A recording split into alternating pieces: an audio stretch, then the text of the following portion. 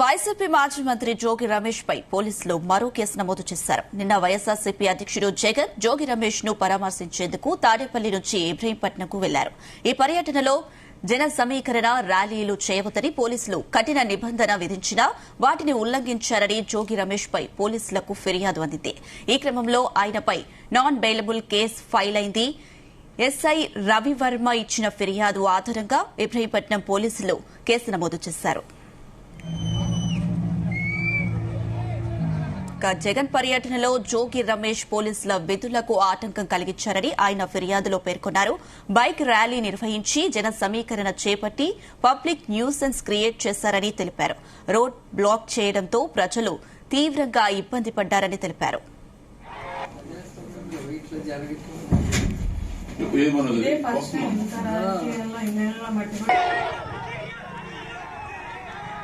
Right, ఇదే అంశానికి సంబంధించి మరిన్ని అప్డేట్స్ మా ప్రతినిధి యశ్వంత్ అందిస్తారు.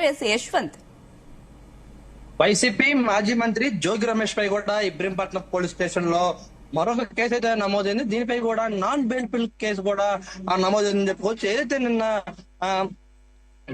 జగన్ పర్యటన నేపథ్యంలో కూడా ముందస్తుగానే ఇబ్రహీంపట్నం పోలీసులు అయితే మాత్రం కూడా ఎలాంటి ప్రజలకు అనుమతి లేదంటూ కూడా అక్కడ నోటీసులు అయితే జారీ చేశారు. ఆ నోటీసులు కూడా జోగి రమేష్ అతిక్రమించాడని చెప్పేసి ఏదైతే ఇబ్రహీంపట్నం చెందినటువంటి ఎస్ఐ రవిచంద్ర కూడా జోగి రమేష్ అయితే ఫిర్యాదు చేశారు. దీంట్లో కూడా నిన్న ఏదైతే జగన్ పర్యటన చోటు చేసుకుందో ఆ పట్టణంలో కూడా ఇద్దరు మృతి చెందిన ఘటన అయితే కూడా చోటు చేస్తుంది. అంటే ఒకతను బైక్ పై ప్రయాణిస్తూ కూడా కంట్రోల్ చేస్తూ కూడా అక్కడ ఉన్నటువంటి ఆ స్టాప్ బ్రేకర్ గుద్దుకొని కూడా అక్కడికక్కడ మృతి చెందిన ఘటన చోటు చేస్తుంది. మరో ఘటనలో కూడా అక్కడ జన ఉధృతి ఉన్న నేపథ్యంలో కూడా జగ్గయ్యపేట మండలం చిల్లకల్లు గ్రామానికి చెందినటువంటి గ్రామ అధ్యక్షుడు కూడా ఆ పర్యటనలో పాల్గొని అక్కడ గుండెపోటుతో కూడా మృతి చెందిన ఘటన అయితే చోటు చేసుకుంది. దీంతో కూడా అంతమంది జన స్వీకరణ వల్లే ఈ ఘటన చోటు చేసుకుందని చెప్పేసి అయితే మాత్రం కూడా ఇబ్రహీంపట్నం పోలీస్ స్టేషన్ లో అయితే మాత్రం కూడా ఆ జోగి రమేష్ పై అయితే మాత్రం కూడా ఫిర్యాదు అయితే అందింది. దీనిపై కూడా ఎమ్మటే కూడా అక్కడ ఇబ్రహీంపట్నం పోలీస్ స్టేషన్ అయితే మాత్రం కూడా కేసు నమోదు చేసి అయితే మాత్రం కూడా నాన్ బెయిలబుల్ కేసు నమోదు చేశారు. దీంతో కూడా ఒక్కసారిగా ఇటు ఇప్పటి వరకు ఉన్న కేసులతో పాటుగా ఈ కేసు నమోదు అవడం కూడా ఒకసారిగా చర్చ మరి ఏందని చెప్పుకోవచ్చు. దీంతో కూడా ఈ ఏదైతే రవివర్మ ఇచ్చిన ఫిర్యాదు ఆధారంగా అయితే మాత్రం కూడా ఇబ్రహీంపట్నం పోలీసులు అయితే మాత్రం కూడా ఆ కేసు నమోదు చేసి చెప్పుకోవచ్చు.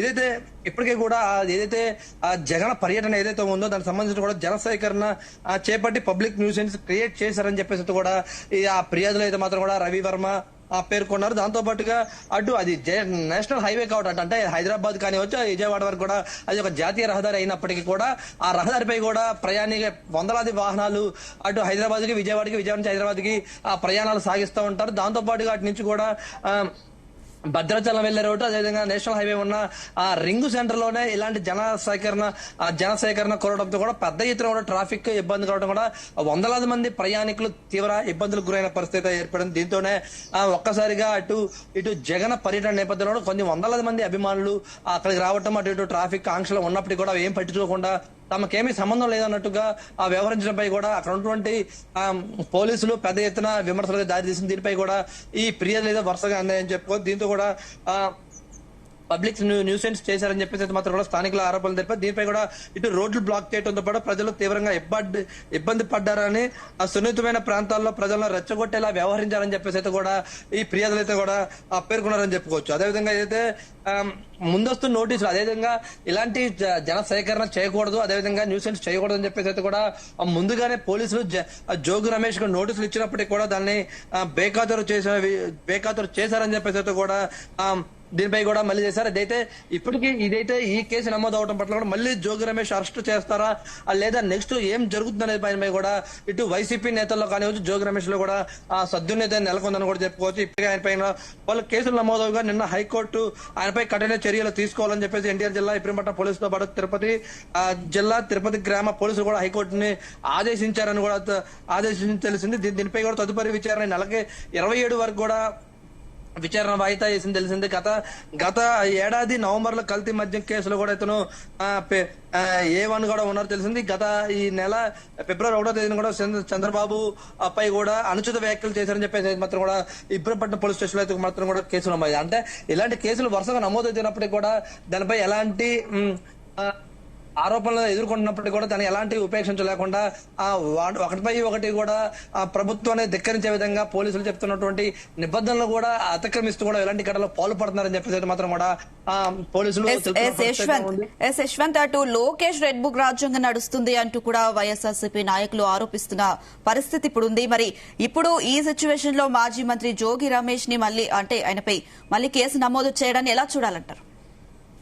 రైట్, ఏదైతే ఒక పక్క వైసీపీ నేతలు లోకేష్ పై కూడా రెడ్ బుక్ రాజ్యాంగం నడుస్తుందని చెప్పి ఆరోపణలు చేస్తున్న పరిస్థితి ఉంది. కానీ దాన్ని తగ్గట్టుగా నిన్న ఏదైతే ముందస్తు పోలీసులు అయితే నోటీసులు ఇచ్చినప్పటికీ కూడా దాన్ని ఎక్కడ పాటించలేదని చెప్పేసి అయితే మాత్రం ఇటు టీడీపీ నేతలు ఎదుర్కొంటలు దిగుతున్న పరిస్థితి ఉంది.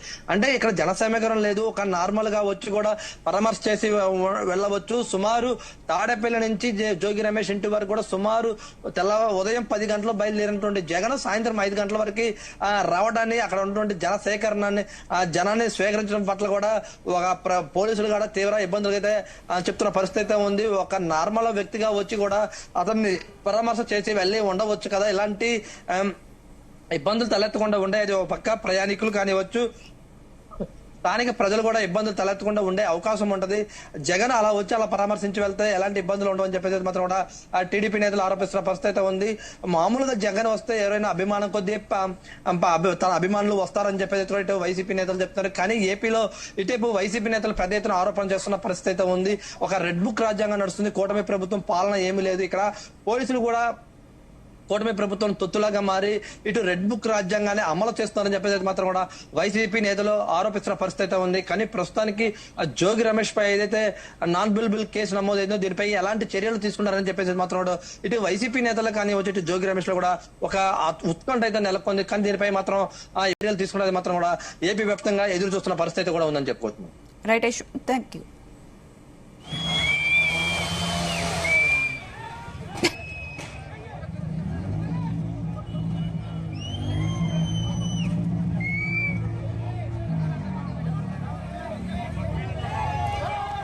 జగన్ పర్యటనలో జోగి రమేష్ పోలీసుల విధులకు ఆటంకం కలిగించారని ఆయన ఫిర్యాదులో పేర్కొన్నారు.